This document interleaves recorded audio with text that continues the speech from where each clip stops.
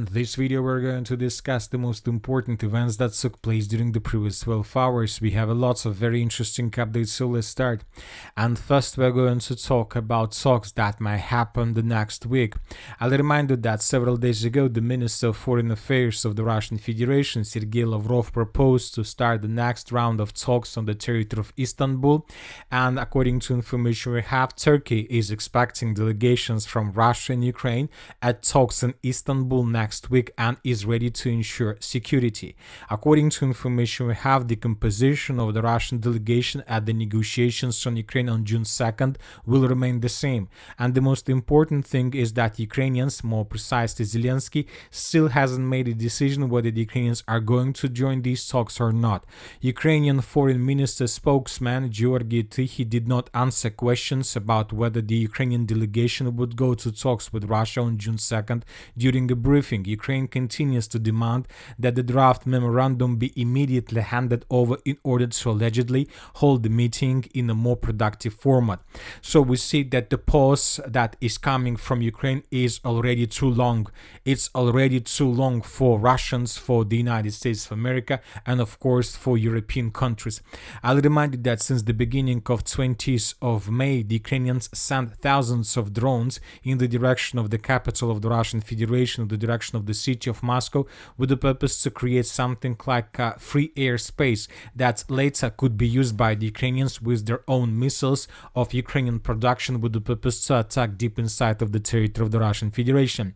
And the Ukrainians most likely were planning to carry out these attacks right before the beginning of talks on the 16th of June, but the Russians probably carry out very interesting and very smart political maneuver by moving these talks from the 16th of June to the 2nd of June of 2025. Now the Ukrainians are thinking. They are thinking what to do next. And today the United States of America decided to increase the pressure on Kiev with the purpose to force them to accept Russian proposal.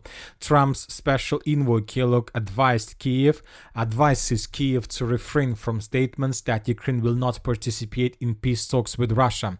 Another important statement from the United States of America: US ready to halt NATO expansion near Russia's borders. Ukraine's membership not on the table. For us, Ukraine's NATO membership is not up for discussion. We are not the only country that thinks this way. I can name at least 4 NATO members who also have doubts. And remember, all 32 NATO members must agree for any new country to join. So this is very important statement from the United States of America.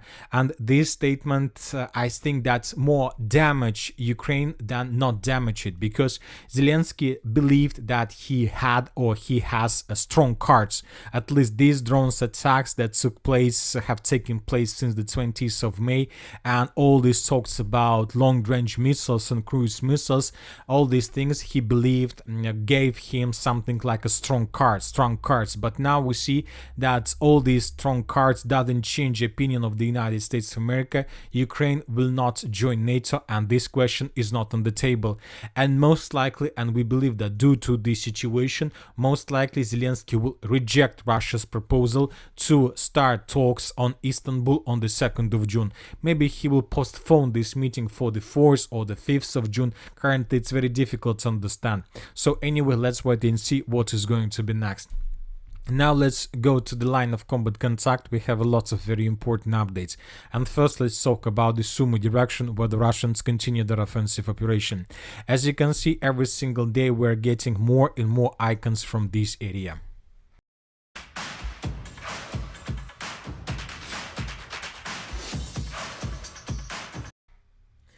According to information we have during the previous 24 hours, and according to several very reliable pro-Russian resources, as a result of offensive operation, the Russians managed to establish complete control over the settlement by the name of Alexeyevka. So this village was taken by the Russians during the previous 24 hours. The Russians managed to improve their position significantly, as you can see, and now we see and we understand that most likely the Ukrainians would be forced to fall back from the villages of Novomykhailaivka and Varachne, further in the direction of Yablunovka and then further in the southern directions to the village of Marina. So the Ukrainians most likely would be forced to abandon their positions in this area. Furthermore, several pro-Russian resources reported that during the previous 12 hours, the Russians managed to shorten the distance and to get as close as possible to this settlement of Varachine.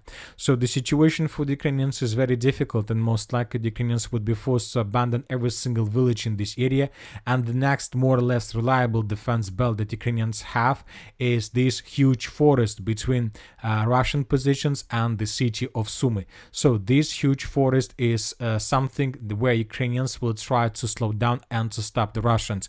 And telling the truth, I'm not even sure whether the Russians are going to enter this forest with the purpose to secure this area. We expect and we believe that the Russians would try to outflank this forest from the northwest and from the west with the purpose to attack the city of Sumy from the northwest and to cut and cordon this forest with the purpose to force the Ukrainians to fall back. But before the Russians reach the forest, obviously they will try to secure villages to the north. Today we got report that the Russians managed to improve their position significantly in the vicinity of the village by the name of Yablunovka and the village of Yunakievka.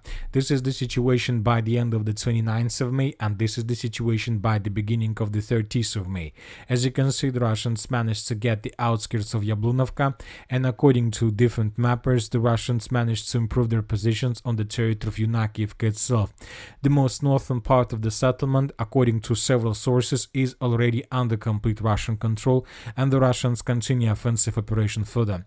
The Ukrainians are saying that the situation here is very difficult. The Ukrainians, I'll remind you, during the previous days were forced to redeploy lots of units from this area in the direction of Konstantinovka, and that led to the situation that Ukrainians are very weak in this area, and the Russians have all chances to get the city of Sumy during the summer offensive operation.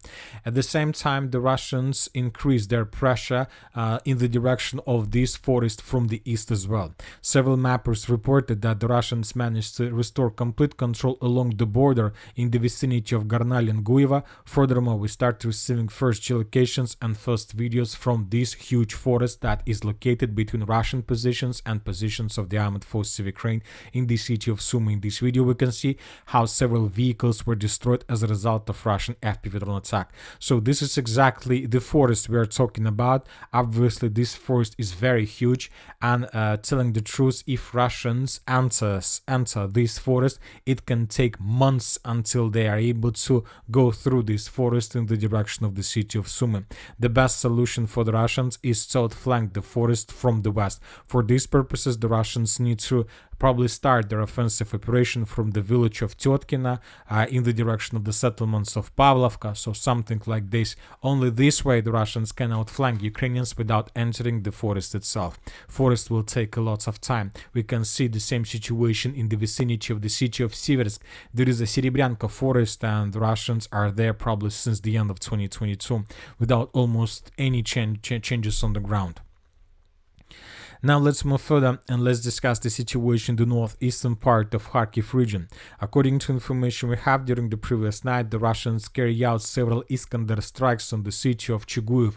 City of Chuguyev is logistic hub for Ukrainians in the northeastern part of Kharkiv region. So most likely the Russians were trying to destroy as many as possible temporary deployment points and accumulations of Ukrainian forces. At the same time, the Russians continue their offensive in the city of Volchansk.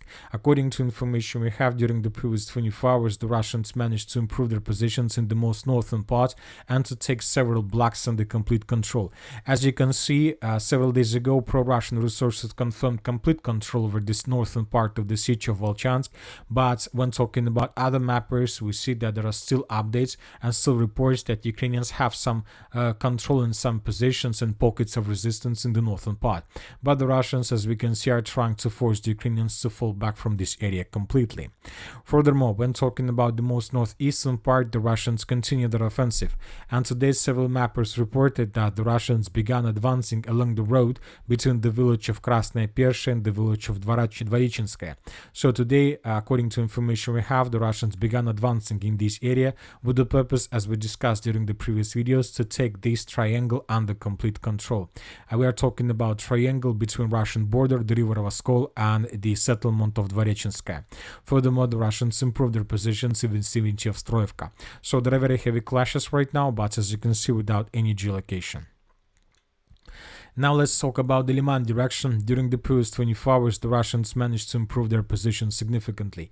I'll remind you that yesterday in the evening we got this video where we can see how a Russian soldier raised the Russian flag in the most western part of the village of Redkadub, which means that this settlement was taken and captured by the Russians by the end of the 29th of May of 2025. And this morning of the 30th of May of 2025, we got additional reports that the Russians managed to improve their positions around the village. The Russians managed to shorten the distance to the village of Glushkova. The Russians managed to improve their positions and to get as close as possible to the village of Karpovka and to the river of Nitrius. Furthermore, the Russians are trying to outflank the village of Glushenkovo from the south.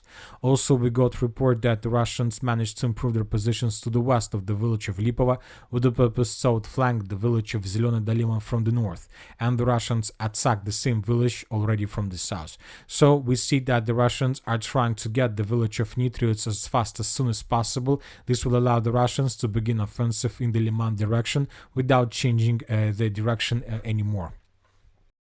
Call it, take it quickly, Origi!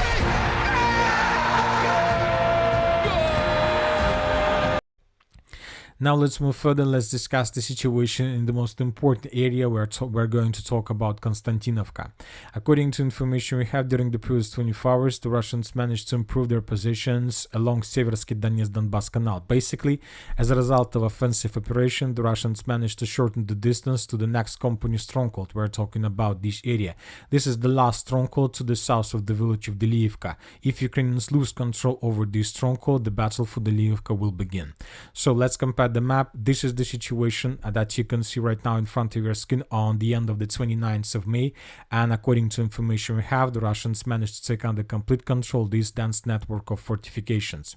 Furthermore, the Russians, more precisely pro-Ukrainian sources, confirm Russian complete control over the village of Romanovka. We still haven't received anything about the situation on the ground in the village of Zarya. Most likely there are still very heavy clashes, but I'll remind you that several pro-Western mappers, several neutral mappers reported that by the end of the 29th of May of 2025, this pocket was completely destroyed and reduced by the Russians. Maybe today the Minister of Defense of the Russian Federation will confirm this information. The Russians continued their offensive operation along N32 road, and according to information we have, during the previous 24 hours, the Russians managed to cut the village of Rusin Yar from the village of Yablunovka by taking under control several strongholds in this area. So according to information we have and according to geolocations, the Russians managed to take this territory under complete control. This is very important position because there is a very huge and very big dense network of the fortification that was taken by the Russians as a result of offensive operation. As of the beginning of the 30th of May, we still haven't received even a single confirmation of this, but we expect that in the very near future the Russians will publish additional videos. At the same time, the Russians continue attacking Ukrainian vehicles and Ukrainian equipment along the main supply lines between the Konstantinovka agglomeration and the Pokrovsk agglomeration. Today, the Minister of Defense of the Russian Federation published another video where we can see how Russians with FPV drones were attacking Ukrainians along the main supply lines. Currently, the Ukrainians suffer huge losses exactly in this area, and this is something that the Ukrainians didn't expect. The Ukrainians didn't expect that the Russians have possibilities to fly for 30 kilometers deep inside of Ukrainian positions and Ukrainian territory. Furthermore, the Russians during the previous 24 hours attacked the village of Kondratyevka, which is located inside of already Konstantinovka agglomeration. So the major battle is ongoing. The Russians are increasing their pressure from day to day. As of the beginning of the 30th of May, we see that Ukrainians managed to slow down the Russians a bit in this area by redeploying additional forces, but let's say Ukrainians were forced to sacrifice with Sumy direction, where Russian offensive is gaining momentum. When talking about the South Donetsk direction, during the previous 24 hours, the Russians mainly were concentrated on the village of Kamar. First of all, we go to this video from the northern part of the village of Vesole, where we can see that the Russians managed to establish complete control with this territory. In this video, we can see how a Russian soldier was raising the Russian flag in the most northern part of the settlement. This territory used to be considered as a gray zone or contested area because during the previous 2 or 3 months, the Ukrainians carried out their own counterattacks and they managed to restore control over the northern part of the settlement of Vesole. Now we have no doubts that this territory is under complete Russian control. Furthermore, the Russians continue their offensive operation in the direction of Kamar, trying to outflank and to attack the village at least from 3 directions: from the south, from the southeast, and from the east. The Russians have already begun bombing and attacking the settlement of Kamar with FABs, with artillery, so we expect that during the next 48 hours we're gonna start receiving first updates. According to these upcoming updates, the Russians most likely would be able to answer the village itself. And that's it for the short video. Military